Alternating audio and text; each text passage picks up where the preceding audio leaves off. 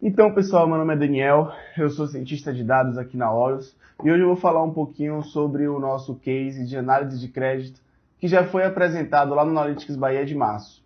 Então, como foi que tudo isso aqui começou? Um dos nossos clientes chegou para a gente e falou assim: pessoal, eu estou com um problema que eu não sei mais até que ponto eu continuo cedendo crédito para algum cliente meu.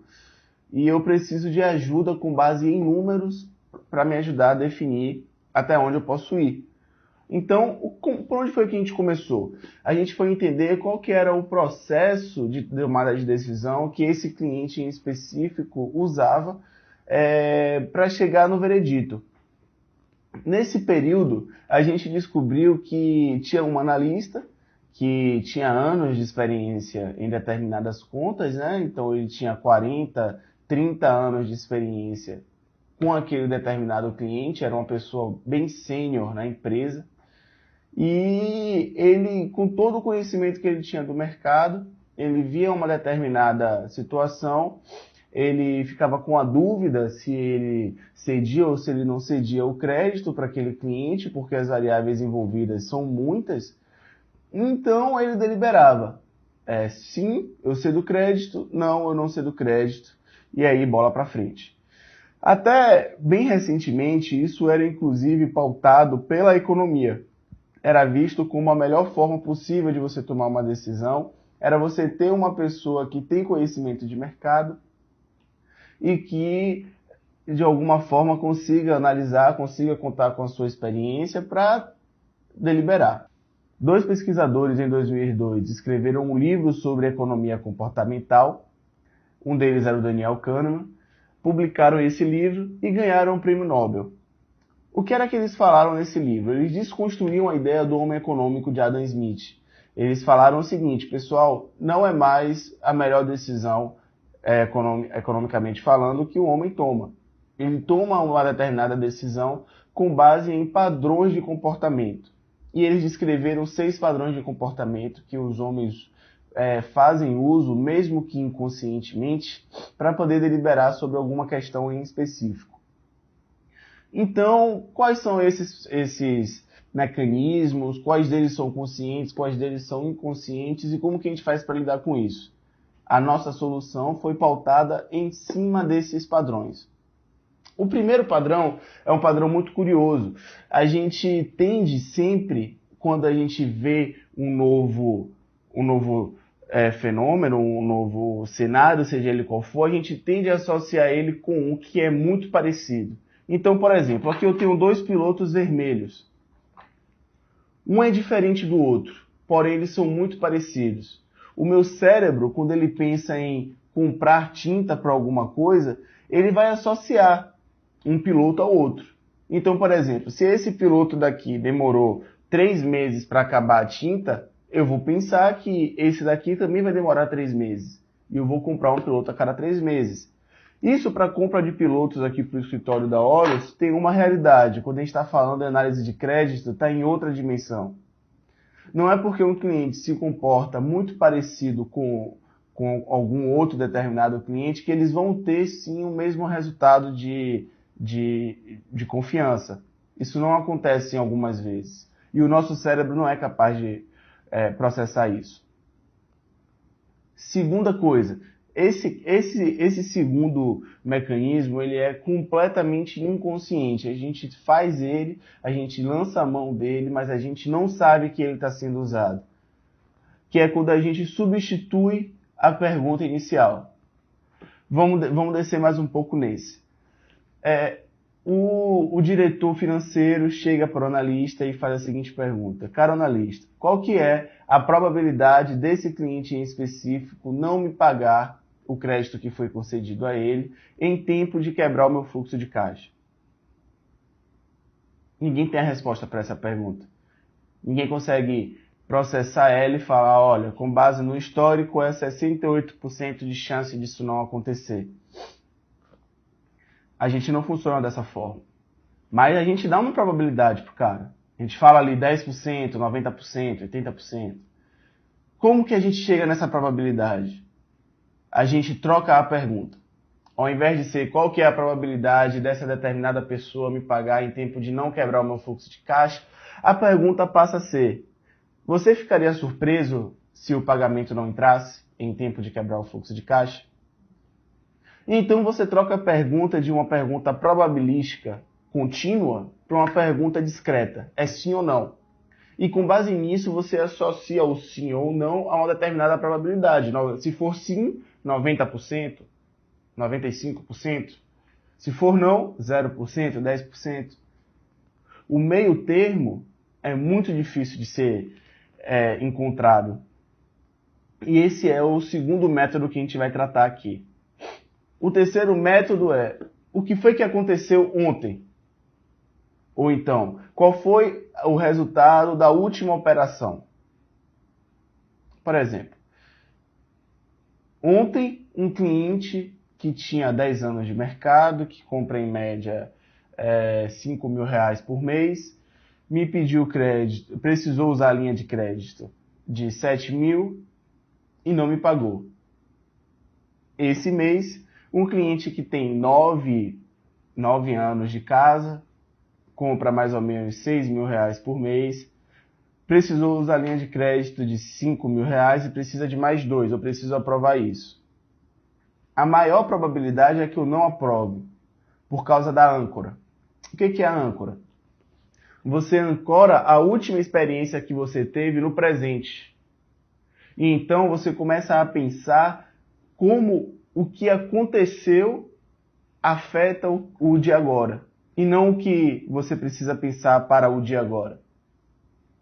Então, esses são os 3 mecanismos principais que a gente identificou nesse cliente em específico, na nossa consultoria. E são esses 3 mecanismos que a gente precisou atacar na solução para que a gente consiga sair do outro lado com um resultado que traga vantagens, que agregue valor ao negócio do cliente. Mas como que isso funciona? A primeira pergunta que foi feita para a gente foi a seguinte: pessoal, se eu funciono assim, o que eu posso fazer? Pois bem, existe uma analogia muito legal em relação a isso quando a gente está falando de, por exemplo, xadrez. O xadrez tem muitas regras. Você não pode fazer muitas coisas dentro do xadrez. É um jogo de regras, ele é pautado em muitas regras. Porém, dentro dessas regras existem muitas coisas que você pode fazer, exceto quebrar as regras do xadrez e continuar jogando xadrez. Aí você estaria jogando um outro jogo. Mesma analogia se aplica ao que está acontecendo agora. Existem muitas coisas que nós podemos fazer dentro das regras das nossas limitações de processamento de dados, de tomada de decisão. Só que a gente precisa compreender as regras e jogar da melhor forma possível com elas. Então, como que a gente faz isso? Primeira parte da solução é a gente redesenhar o fluxo da tomada de decisão com base em um processo que seja rastreável e que a gente possa alterar ele, que a gente possa ir melhorando ele. Como que isso funciona? Primeiro a gente precisa entender qual que é o processo de tomada de decisão, qual que é o processo que a tomada de decisão influencia. Então ele vai ter um início, ele vai seguir um determinado fluxo e ele vai ter um fim. Esse processo vai gerar dados e é em cima desses dados que a gente precisa trabalhar o processamento. A gente vai precisar processar esses dados de 2 formas para a gente conseguir atingir a solução ótima. A gente vai precisar controlar esses dados de forma matemática e computadorizada. A gente vai precisar processar esses dados no computador para que a gente consiga dar uma probabilidade para a pessoa, para que a gente não esteja mais tão apegado ao que aconteceu ontem. E a gente precisa trabalhar esses dados com pessoas, com seres humanos, com mentes. Porque a pessoa precisa ter o know-how do negócio. A gente não pode jogar isso fora. Logo depois disso, a gente precisa gerar uma probabilidade de um determinado acontecimento. A gente precisa ter números, a gente precisa ser objetivo. Com isso, a gente vai ter matéria-prima suficiente para tomar uma decisão, para ter um insight. E esse insight vai nos gerar uma ação, vai ser responsável por uma ação, claro, e essa ação ela pode ser positiva ou negativa. Ou seja, o que eu decidi fazer pode ajudar o negócio ou pode não ajudar o negócio. Nesse determinado caso, eu conceder o crédito pode significar que o cliente me pagou em tempo e eu continuo tendo um cliente fidelizado, ou ele não me pagou, quebrou meu fluxo de caixa, tive que pagar juros ao banco, um monte de coisa pode acontecer. Mas, em caso negativo, eu preciso poder voltar ao meu processo, revisitar tudo o que aconteceu e tomar uma decisão. O que eu vou mudar no processo para isso não acontecer de novo? Isso é o que precisa ser feito. E isso, dentro da história, é o processo científico. Ou seja, a nossa solução significa aplicar o processo científico dentro do mundo corporativo. Essa vai ser a solução. Então vamos lá. Qual que é o primeiro passo para a gente chegar nela? A gente precisa definir uma probabilidade de um determinado acontecimento. Os recursos que estão ao nosso dispor e o que vai precisar ser feito com os recursos que a gente tem. Se a gente vai precisar adquirir mais tecnologia, se a gente vai precisar adquirir mais pessoas, o que acontece? Bem, tudo parte do nosso objetivo de negócio. No nosso objetivo de negócio, nesse caso, conceder crédito com propriedade, com confiança. A gente não quer conceder crédito para pessoas que são maus pagadores. A gente vai ter uma série de variáveis que influenciam nessa tomada de decisão. O primeiro passo é mapear todas essas variáveis. Então, se é quantas vezes esse cliente já ficou inadimplente, se é qual que é a localidade desse cliente, se é qual que é o padrão de compra desse cliente, qual que é o objetivo de negócio, que nesse caso é deliberar sobre se eu vou ceder crédito ou não, de uma forma objetiva. E para isso eu preciso entender quais são as variáveis que impactam nessa deliberação. Seja se o cliente já ficou inadimplente, se ele já ficou inadimplente, quantos dias ou quantos meses ele ficou inadimplente. Se esse cliente faz parte de alguma determinada holding, se o faturamento dele impacta de uma forma significativa no meu fluxo de caixa, isso é uma das variáveis que a gente precisa analisar. Onde que esse cliente está localizado, qual que é o padrão de compra dele. A gente chegou em algumas variáveis definidas pelo cliente da gente, pelo especialista, pelo analista que antes tomava essa decisão 100% deliberativa, que a gente precisaria investigar. Então nós primeiro precisamos investigar todas essas variáveis. Depois disso, a gente precisa ver qual que é a arquitetura que está ao nosso dispor. A gente precisa ver qual que é a arquitetura de visão. A gente precisa ver qual que é a arquitetura de negócio do cliente. Logo após isso, a gente precisa dar uma olhada em quais são os sistemas de informação que ele tem e qual que é a infraestrutura de tecnologia. Logo depois, a gente precisa ver qual que é a infraestrutura de oportunidade e solução. Como que a gente faria a migração, caso necessário. A infraestrutura de governança, quem precisa ver o quê, quais são a governança entre os dados. E a gente precisa ver como que seria feita a gestão de mudança desse cenário. Então, uma vez definido todas essas questões que são pertinentes ou não para a solução, nesse caso todas foram, e traçado um plano de ação, a gente parte para o processamento dos dados. Como que começa? Qual é a primeira coisa que a gente precisa analisar quando a gente vai processar os dados? Nesse caso foi o padrão de compra dos clientes em relação a quanto eles compram por mês, quanto de dinheiro eles compram por mês. Como que isso é feito?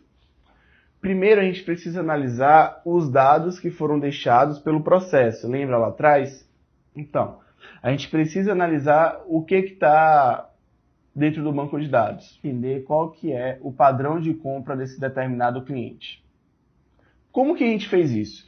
Primeiro, para a gente poder dividir os clientes em determinados padrões, a gente precisou analisar cada tipo de variável. Eu vou explicar para vocês aqui como que a gente fez isso para volume de compra. E logo após, a gente extrapolou isso para todas as outras variáveis referentes à compra. Tá? Como que funcionou? Primeiro você tem um registro de compra. Nesse registro você tem lá quantos reais esse cliente gastou naquela determinada compra. todo cliente vai ter um registro desse. O que a gente precisa fazer? Qual que é a distância da compra de um cliente para o próximo? De um cliente para o próximo, de um cliente para o próximo. A gente vai chamar isso de distância euclidiana. Isso vai ser muito importante para a gente saber em qual caixinha a gente vai agrupar cada cliente. E como que a gente faz toda essa avaliação? Pois bem, a gente seta um ponto inicial aleatoriamente. E a gente grava qual foi esse ponto, para que a gente possa reproduzir os cálculos sempre que a gente for recalcular isso. Claro.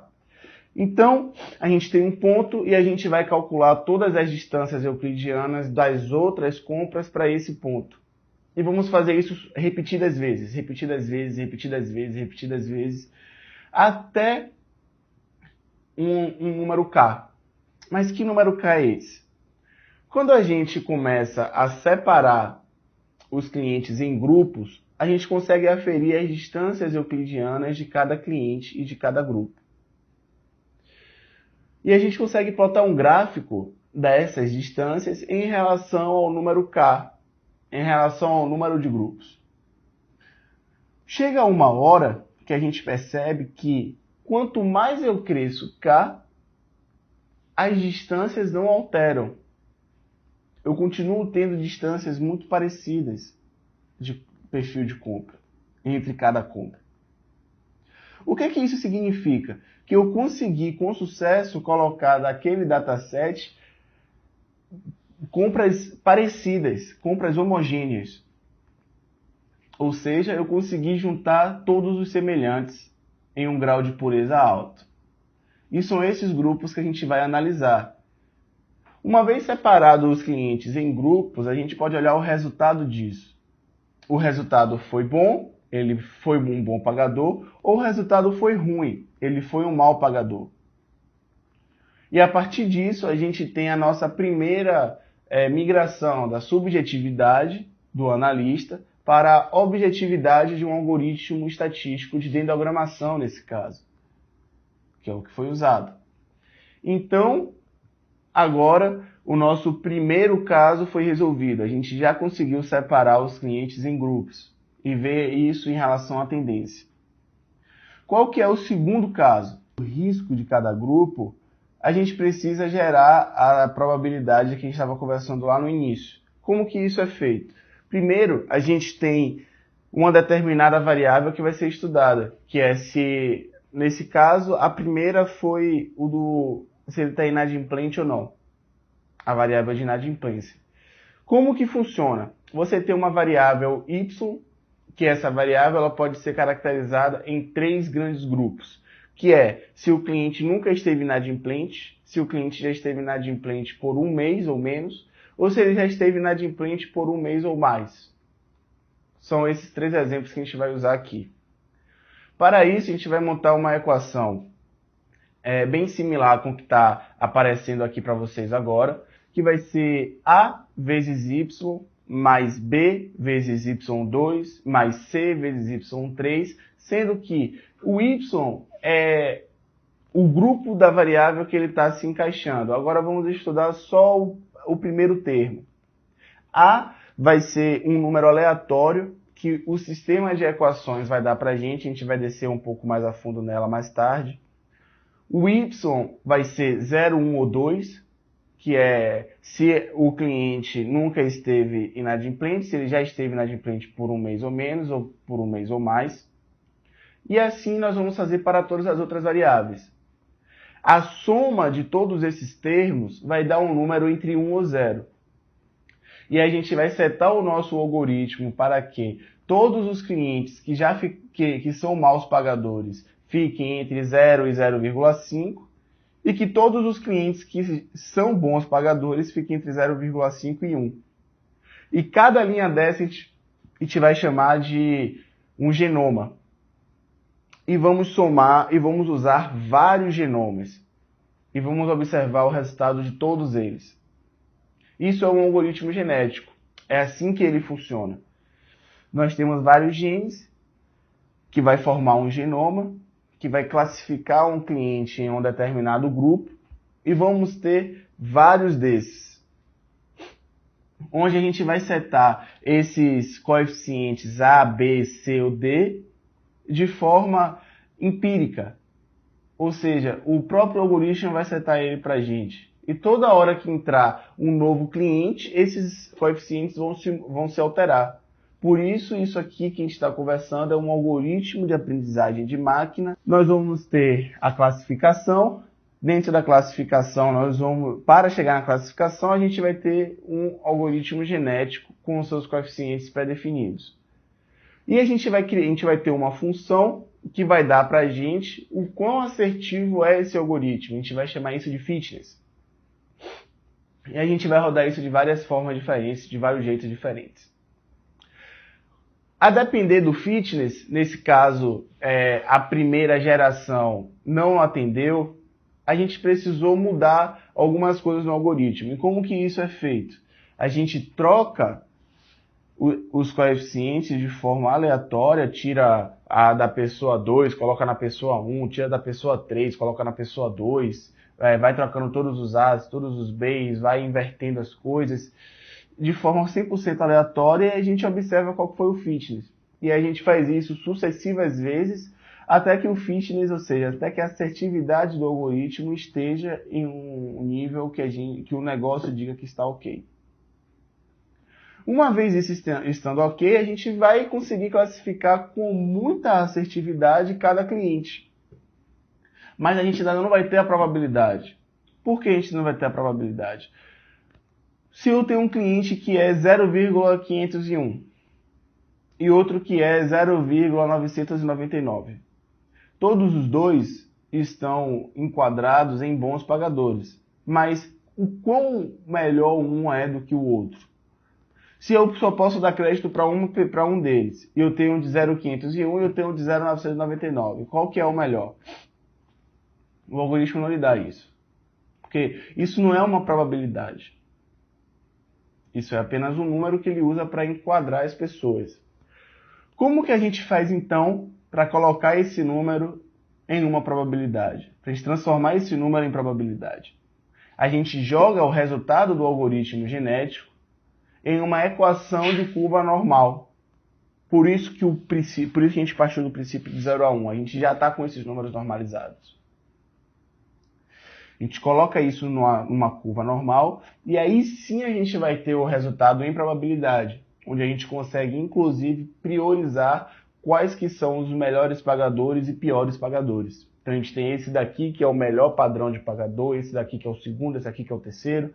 A gente deve ter uma zona ali entre 0,4, entre 40% e 60% de probabilidade de ser um bom ou mau pagador, que seria uma zona neutra, que normalmente é onde o algoritmo erra mais. Então, a gente pode mandar os casos para o analista com uma maior prioridade nessa faixa. Então, cara, olha isso aqui porque eu não consigo diferenciar muito bem o que é o que. Essa foi a estratégia que a gente usou.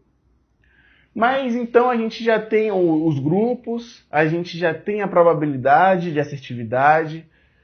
E aí? O que a gente faz com isso tudo? Primeiro, para a tomada de decisão, é muito interessante, isso já é muito conhecido pelas pessoas que trabalham com gestão de projetos, que isso seja colocado dentro de uma matriz de risco para a tomada de decisão. Qual que é a grande diferença da matriz de risco tradicional e essa que nós estamos propondo? A probabilidade do fato acontecer não é mais empírica, não é mais subjetiva, não vem mais da equipe, vem de um algoritmo. Ela é agora objetiva. Ela não tem mais a mesma subjetividade de antes, ou seja, ela pode ser reproduzida. Ela pode ser discutida, inclusive. Você pode abrir o algoritmo e ver o que foi que atribuiu mais peso, por que a probabilidade está tão alta. E a gente precisa associar isso ao impacto daquele fenômeno vir a acontecer. Então, a gente vai ter agora uma matriz de probabilidades 100% objetiva. Uma vez obtendo essa matriz de probabilidade, a gente precisa pensar em como que o algoritmo vai ser consumido. Para a gente poder definir isso, a gente precisa voltar lá no início, onde a gente viu quais são as tecnologias e quais são as arquiteturas que estão disponíveis para a gente. E a partir disso a gente vai definir como que vai ser o consumo disso aí. Então, pode ser um dashboard com os indicadores que o cliente já tem associado a essa determinada probabilidade. Isso pode estar dentro de um processo automatizado, então isso poderia ser consumido como RPA, processo automatizado por robôs.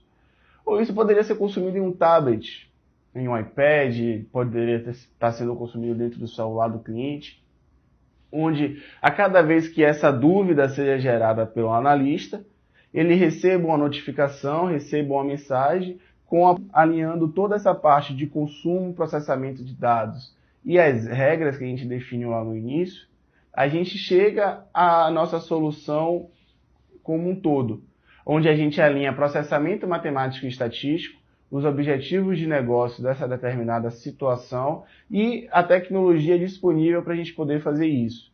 A nossa solução se encontra nessa interseção. Então, e utilizando a tecnologia que estava à nossa disposição e gerando novas arquiteturas para que possa atender ao negócio e ao processamento. Eu agradeço muito vocês terem assistido essa nossa apresentação, espero que tenham gostado. Caso queiram saber mais, entra no nosso Instagram, @horusits, ou visita o nosso site, horusits.com.br, que a gente tem tanto textos no nosso blog explicando mais detalhadamente cada aplicação dessa, quanto os relatos dos nossos clientes dizendo como que eles se sentiram e quais foram os impactos desse tipo de solução para o negócio. Agradeço muito e muito obrigado.